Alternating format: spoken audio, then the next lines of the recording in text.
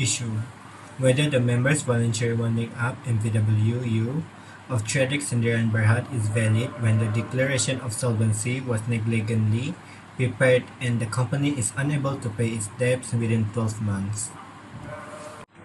Definition: with reference to Section 445 of the Act, MVWU is a case in which the shareholders of a solvent company adopt a voluntary winding up resolution and appoint a liquidator to realize the assets of the business in order to distribute the proceeds to the company members. Principle of law: a member's voluntary winding up can only take place if the company is solvent, able to pay all its debt within 12 months from the start of winding up. Before it begins, the director must take a declaration of solvency under the section of 443 of the Company Act 2016. If the declaration is false or made with a reasonable grounds, the process must be converted to a creditor's voluntary winding up, and the directors may be personally liable. Provisions: Section 439 subsection 1. A company may be wound up voluntarily when the period, if any, fixed or the duration of the company expires, or the event occurs on which the Constitution provides the company shall be dissolved, and the company in general meeting passes a resolution to wind up voluntarily. Second, Section 443 subsection 1. Before a member's voluntary winding up, the director must make a declaration of solvency stating that they have made a full inquiry and that the company will able to pay its debts within 12 months after the commencement of winding up. Third, Section 443, subsection 3. If the directors make the declaration without having reasonable grounds for the opinion that the company can pay its debts, they commit an offense and are liable to penalties. Lastly, Section 439, subsection 3. If the declaration of solvency is not made up or proves to be incorrect, the winding up shall be deemed or a creditor's voluntary winding up, not a member's one. Respect. G. Patrick and Lion Limited, 1933. Court, High Court of Justice, Chancery Division, England. Judge Morgan J. Little Lord Morgan. Facts: the company Patrick and Lion Limited was in financial difficulty. Before going into liquidation, the directors made a declaration of solvency stating that the company could pay all its debt within 12 months, a requirement for a member voluntarily winding up under English law equivalent to Section 443, Subsection 1 of Malaysia Companies Act 2016. In truth, the company was insolvent and unable to pay its creditor. The liquidator alleged that the director's declaration was false and that they had acted fraudulently and recklessly. Court had Morgan J. held that fraud is established only if the directors knew the statement was false or made it without belief in its truth. A mere mistake, error in judgment, or carelessness is not enough to constitute fraud, but it may still amount to negligence. However, in this case, the directors' actions show a reckless disregard for the truth. The declaration of solvency was false, and therefore the winding up should be treated as a creditor's voluntary winding up, not a member's one. The directors could be made personally accountable for losses caused by their misleading declaration. Application: the directors made a declaration of solvency, but it was later found to be negligently and incorrectly prepared. Since the company cannot pay its debt within 12 months, it fails the solvency test under Section 443, Subsection 1. As a result, under Section 439, Subsection 3, the winding up automatically converts to a creditor's voluntary winding up. The directors may face liability for negligence or for making false declaration without reasonable ground under Section 443, Subsection 3. Conclusion: the members' voluntary winding up is invalid because the declaration of solvency was false. The winding up should instead proceed as a creditor's voluntary winding up. The directors may be personally liable for the negligent miscalculation and breach of statutory duty. The main issue here is whether Sarah has the locus standi or legal standing to apply. The court for winding up of Tradex Sendrian Berhad based on the misappropriation of company fund and misuse of asset by the director. Definition is winding up is the legal process of dissolving a company where its assets are realized and distributed among creditors and shareholders. Under Section 465, Subsection 1, Subsection H of the Companies Act 2016, a company may be wound up on the just and equitable ground when it becomes impossible for members to continue working together fairly and in mutual trust. Misappropriation occurs when company funds or assets are dishonestly or wrongfully used by directors for personal gain, which constitute a breach of fiduciary duty under Section 213 and 218 of the Act. Principle of law: misappropriation of company funds or assets by directors constitute a breach of fiduciary duty under Section 213 and 218 of the Companies Act 2016.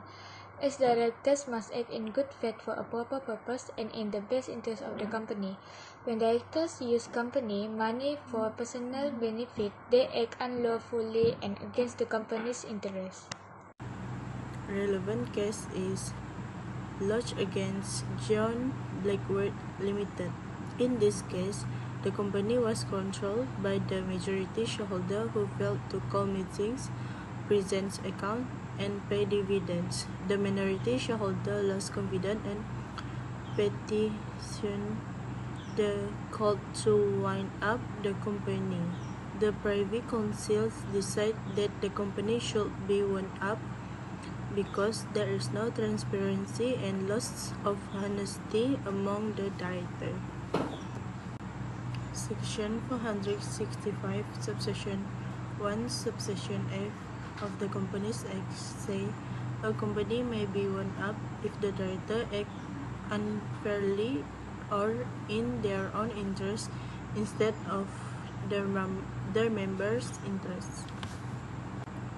The Privy Council held that the company should be wound up on the just and equitable ground. The court explained that when there is a lack of confidence in the company's management, especially due to dishonesty or lack of transparency, it becomes just and equitable to wind up the company. In Sarah's case, the managing director misappropriated $750,000 and the executive director also misused company assets. This shows dishonest management and loss of trust. If Sarah, a shareholder, she has the right to apply for winding up under Section 465, Subsection 1, Subsection F, similar to the laws against John Blackwood case. If Sarah is not a shareholder, she cannot apply the winding up but can report this misconduct to SSM.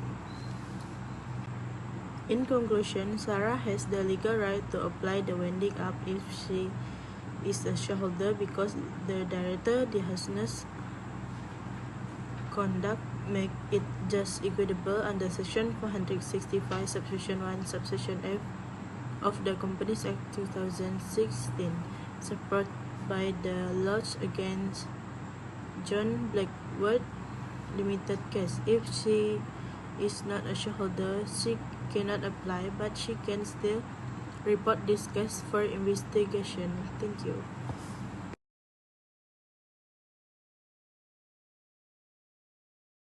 The first issue for question 2 is whether the court was justified in granting the winding up order on the just and equitable ground under Company Act 2016. Definition: a winding up by the court is also known as a compulsory winding up. It begins with the presentation of a petition in the court. The petitioner shall include the creditors, liquidator, register of companies or official receiver under Section 464 of the Companies Act 2016. There are parties who have local standard. The right of a party to appear and be heard before a court in the petition of a compulsory winding up according to Section 464. They are Subsection A, the company; Subsection B, any creditor; Subsection C, a contributory, personal representative, trustee, or director general of insolvency; Subsection D, the liquidator; Subsection E, the minister; Subsection F, the licensed institution; Subsection G, the operator of designated payment system; Subsection H, the registrar; and Subsection I, the member institution under the Malaysia Deposit Insurance Corporation Act 2011, PIDM. Principle of law: there are 12 grounds listed as the circumstances for a compulsory winding up as according to Section 465, Subsection 1, Subsection A to Subsection I. Subsection 1. The court may order the winding up if Subsection A. The company has by special resolution resolved that the company is to be wound up by the court. Subsection B. The company defaults in lodging the statutory declaration under Subsection 190, Subsection 3. Subsection C. The company does not commence business within a year from its incorporation or suspend its business for a whole year. Subsection D. The company has no member. Subsection E. The company is unable to pay its debt. Subsection F. The creditors act for their own interest. Subsection G. The company expires as being stated in the Constitution. Subsection H. The court is of the opinion that it is just and equitable that the company be wound up. The provision for this issue is under Section 465, Subsection 1, Subsection H of Company Act 2016. The court is of the opinion that it is just and equitable that the company be wound up. The relevant case is Ibrahimi against Westbourne Galleries Ltd and ORS. The fact case for this case is the company consists of two shareholders, Nazar and Ibrahimi, where both of them are shareholder and director of the company. They were not paid any dividend but received wages for their services. Later, Nazar's son joined the company as a shareholder and director, and now father and son control the company. They terminate Ibrahimi, which caused him loss of income. Ibrahimi made a petition to wind up the company. It was held that when Ibrahimi and Nazar set up the company, it is on the basis that the nature of their relationship would remain the same. Despite the fact what the Nazar did was perfectly legal, it was just and equitable that the company be wound up. The court held is the House of Lords in Ibrahimi held that a limited company, through a separate legal entity, may have equitable consideration similar to a partnership, where the company was formed based on personal relationship, mutual confidence, and participation, and one party is unfairly excluded from management. The court may order winding up on just and equitable grounds. Legal right must not be used oppressively or unfairly against another shareholder. In this scenario, the company was effectively a quasi-partnership between Ammar and Reza. The introduction of Liana changed the power balance, giving the couple control.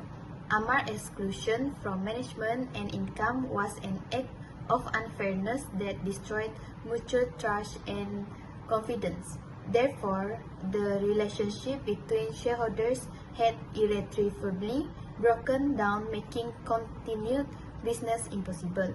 Following the principle in Ibrahimi against Westbourne Galleries Ltd and ORS, the court is justified in granting a winding up order on just equitable grounds. In conclusion, the court was justified in granting the winding up order on the just and equitable ground under Company Act 2016. In applying Section 465, Subsection 1, Subsection H of Company Act 2016, the breakdown of trust, and Ammar's exclusion from management and income, the court was justified in granting a compulsory winding up order on the just and equitable ground. In applying case Ibrahimi against Westbourne Galleries Ltd and ORS, where the court pierced the corporate fail to provide an equitable remedy in a quasi-partnership company. For the issue is whether Azlan as the appointed liquidator has breached his statutory and fiduciary duties by distributing company assets to contributors before discharging creditors' claims and by handling company property without due diligence. Definition: a liquidator is an officer appointed to take control of a company asset during winding up, realize those assets, pay the company's debt, and distribute any surplus to shareholder. He acts as fiduciary and an officer of the court, owing duties of honesty, impartiality, and diligence. Ranking of funds to be distributed: first is federal taxes, second company contracts, third company business, fourth legal dispute, fifth sales of asset, sixth distribution of funds to creditor, seventh creditors' claims, and the last one is the distribution will be on the basis of pari passu. The principle of law: a liquidator must act in good faith with due care when managing company property. He must collect all assets, settle creditors' claims, and only distribute remaining funds to contributors. If the liquidator acts negligently, dishonestly, and or breach his fiduciary duties, he can held personally liable for losses suffered by creditors or shareholder. The provision is first, Section 456, duties of liquidator: to take custody of company property, realize assets, and apply them in discharge of liabilities. Second is Section 4X6, subsection 1. Company property must be applied to settle liabilities before any distribution to contributors. The third one is Section 557, subsection 1. A liquidator is personally liable for loss caused by any misconduct, negligence, or breach of duty during winding up. The last one is Section 469, subsection 2. The court may remove a liquidator for misconduct or unfitness. The case fact. For the case is repentant 448. The fact: the case liquidator sold company asset at undervalue and distribute proceeds without settling all liabilities. Court held the liquidator breached his fiduciary duty to act in the best interest of creditors or was personally liable for the resulting loss. The court held that a liquidator must act with integrity and reasonable care. Failure to prioritize greater or careless asset distribution constitutes misconduct and breach of statutory duty. Personal liability and removal from office were justified. Applications. In the given case, Azlan distributed the company's asset to contributors before settling creditors' claim. He also disposed of a company contracts and property without understanding their nature or verifying legal rights, showing negligence. This conduct breaches Section 456, 486, and 557 of the Companies Act 2016. Thus, Azlan has failed to perform his duties with due care and is liable for losses caused to creditors. Conclusion. In conclusion, Azlan's action as a liquidator clearly amount to a breach of fiduciary and statutory duties under the Companies Act 2016, particularly Section 456, 486, and 557. By distributing the company's asset to contributors before settling creditors' claim and by mishandling company property without due care, he failed to uphold his duty to honesty, diligence, and impartiality as required of a liquidator. In applying the principle in Repaton 485 Ltd 2002, where the liquidator was held personally liable for breaching fiduciary obligation and the Henry Windsor Steam Coal Co. Company 1929, which emphasized the duty to act in good faith and due diligence, Azlan can likewise be held personally responsible for losses suffered by creditors. Therefore, the court was justified in holding Azlan personally liable and removing him from office for misconduct and negligence in the performance of his duties as liquidator.